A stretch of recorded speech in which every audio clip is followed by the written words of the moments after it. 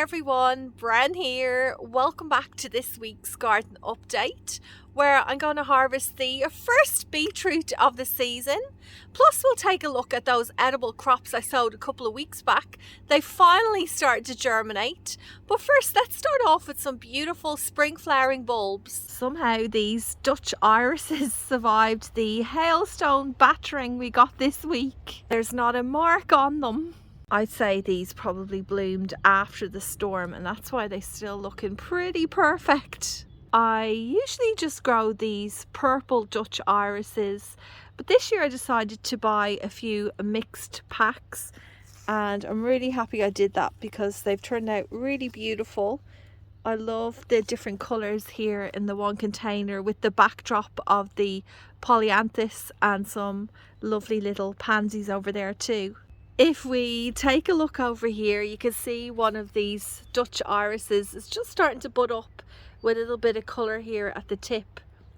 And if I was harvesting these to sell in cut flower arrangements, I would be picking them at this stage because I will get a longer vase life out of them, or my customers would. But for this year I'm just letting them bloom because I don't plan on adding them into flower arrangements to sell.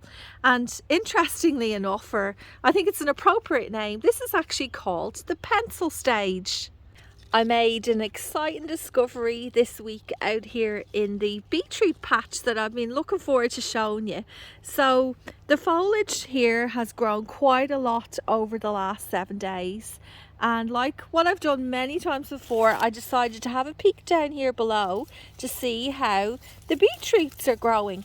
And oh my goodness, some of them are ready to harvest. Like, look at the size of this one. Let's see if I can harvest it without taking out the two smaller plants growing on either side, because this year what I've done with the beetroot is I've planted it in clumps. So usually when I sow the seeds, oh look, I just after breaking that one. I don't know, if I put that back in the ground, I doubt it's going to grow, but I might as well give it a shot. Shove it in there. So what I was saying is this year I decided to plant them into clumps because I've seen online a lot of people do it this way, and what they say is they harvest the larger one and then it gives the other two smaller plants, or how many more you got growing around it, the opportunity to continue to grow, and it's not competing with any nutrients from the one that's bigger. But I don't seem to be able to pull this one out without disturbing the roots. Oh no, hold on. I've managed to leave that one in there. Okay, I've kind of done it.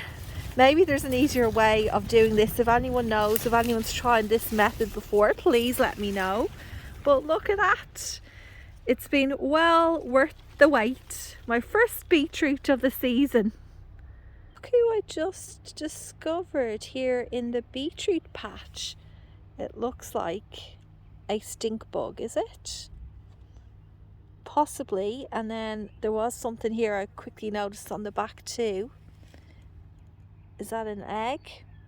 Hopefully it's from one of the good guys. Oh! I don't want the stink bug to touch me. What do you think he's doing here? I didn't know they liked beetroot. I'll have to go and Google that now and figure out what's happening. Although I do know there's an orange tree nearby this patch, so maybe that's where he's come from. I've just lost him in here somewhere while I was Googling if they like beetroot. Oh, there he is! Oh, I didn't expect to see him again. Hello, we're talking about you. Well, Mr. Moo, I just discovered that you do like to eat beetroot, so I'll have to keep an eye out for them. I'll have to get rid of it. Hopefully there's no more in here. So they don't just like fruit, they like other edible crops like beetroot, beans, corn. These green stink bugs can be a bit of a pest out here in the garden. Been poking around a bit more and I found this, which I think is quite interesting. So we have two beetroot here growing very close together. They actually feel like they're attached. Siamese twins or something. But look at that, they're both pretty much equal size, so you can grow them in clumps, and it doesn't always necessarily mean that one of the beetroot will be more dominant. This one here seems to be more of an equal playing field.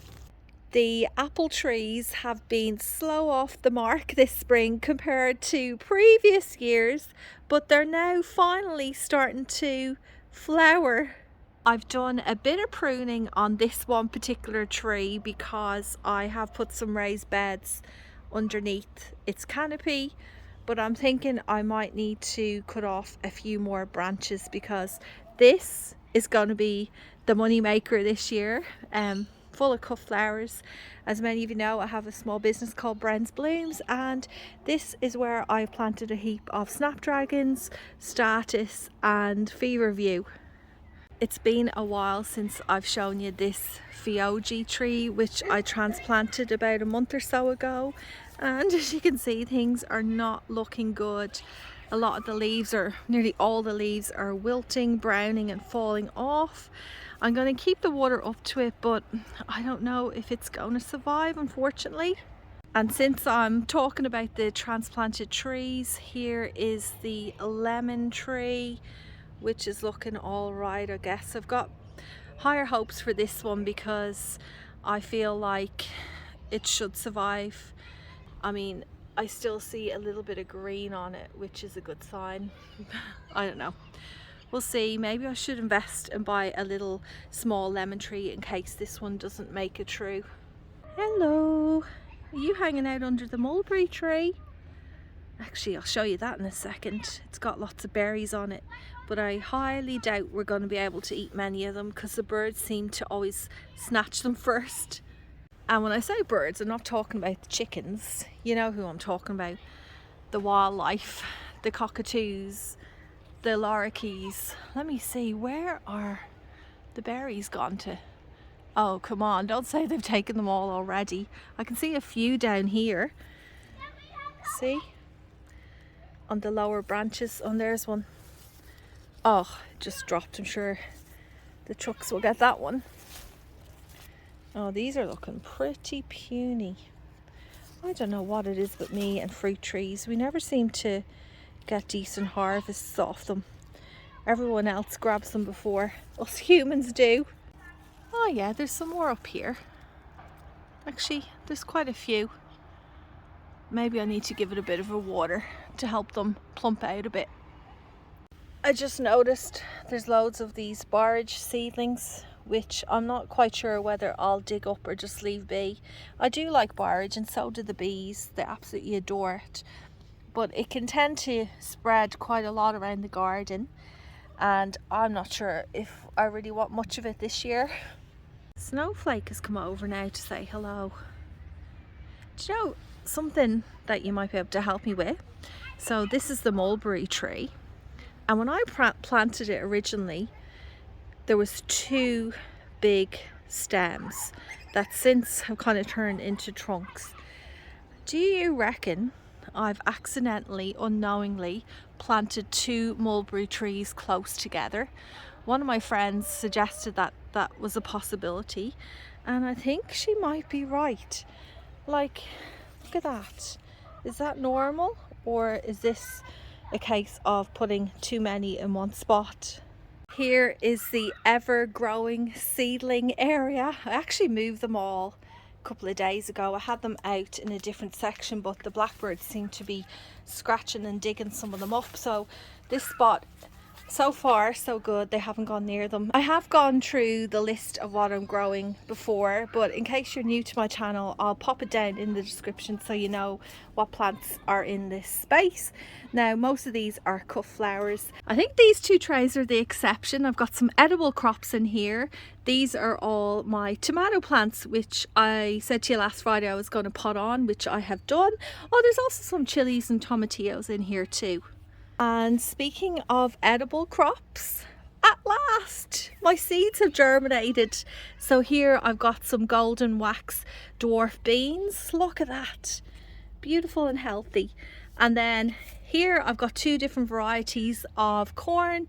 There's the blue hoppy corn in these 2 rows, and then over here I have the red Aztec. My aim is to get the corn and the beans planted out in the garden in about 2 weeks time. I reckon they should be large enough then to survive out there in the wild west of this chaotic garden I have. But before I do that, I do need to get in a few more raised beds. So that's my goal for this weekend, installing at least 4 more raised beds where I'll be able to put in those crops, as well as some of those capsicums and chili plants that I showed you last week too. Yeah, so a lot going on. It looks like it's going to be a gorgeous weekend. And actually, I think this Sunday, the clocks go back or forward. I always get confused with it, but pretty much it means that we'll have a extra hour of sunlight in the evening, so it'll be getting darker a bit later, and the days are just going to really stretch out from here on in, which is really something to look forward to. I cannot wait to spend a bit more time out here in my patch in the evening. Anyway, I'm waffling again. I hope you all have a great week. Thank you so much for watching, and I'll see you again next Friday.